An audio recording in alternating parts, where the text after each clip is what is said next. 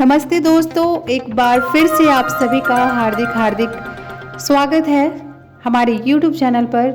आज मैं पुनः मौजूद हूँ एक और नई कविता के साथ जिसका नाम है अकाल दर्शन। और इस कविता के रचयिता हैं सुदामा पांडे धूमिल जी। कभी न विस्मृत होने वाले कालजयी कवि धूमिल की कविताओं को पढ़ते हुए ऐसा लगता है मानो वह हमारी ही कविताएं हैं।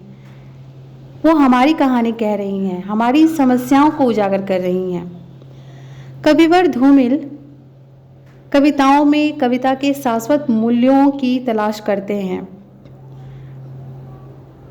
इस दृष्टि से भी वो महत्वपूर्ण नजर आते हैं कि उन्होंने अपने दौर की कविताओं को भीड़ से निकालकर जनतांत्रिक बनाया है।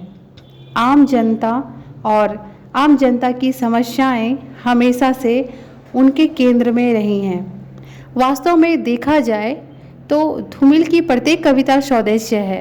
साथ ही साथ उनकी हर कविता किसी न किसी धारणा, स्थिति या प्रसंग को पाठक के सामने रखती है।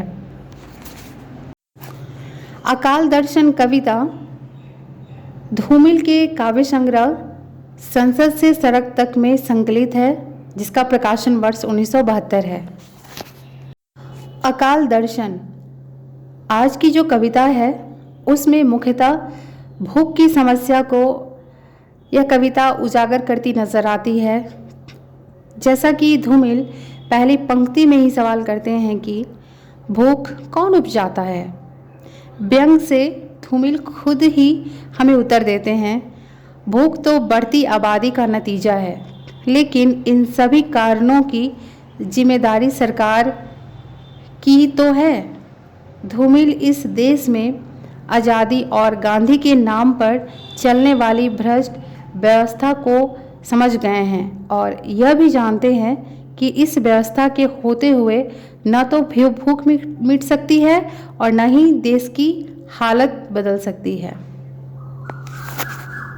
चलिए आगे बढ़ते हैं और अकाल दर्शन कविता की कुछ पंक्तियों को पढ़ते हैं।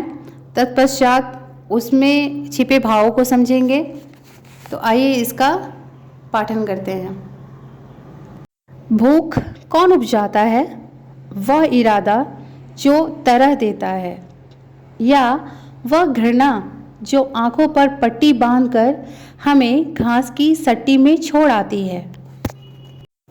उस चालाक आदमी ने मेरी बात का उत्तर नहीं दिया।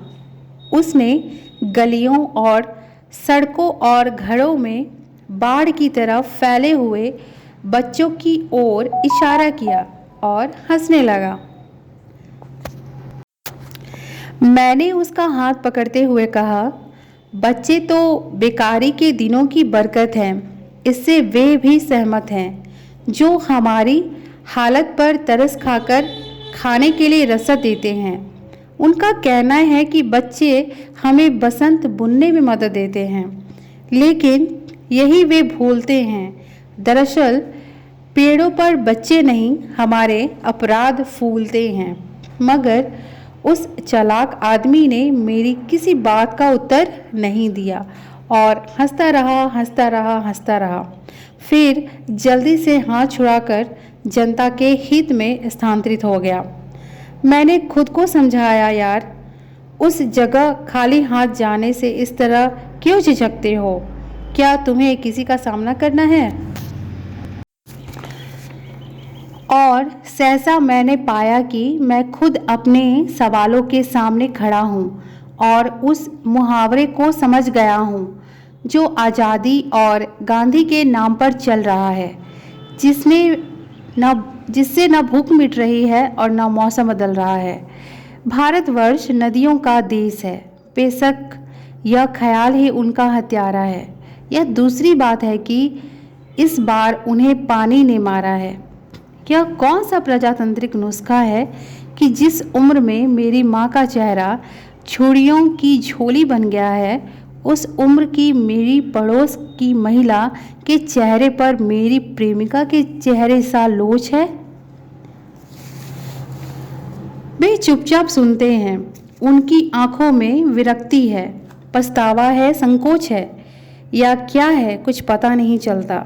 वे इस कदर पस्त हैं कि तटस्थ हैं, और मैं सोचने लगता हूँ कि इस देश में एकता युद्ध की और दया अकाल की पूंजी है।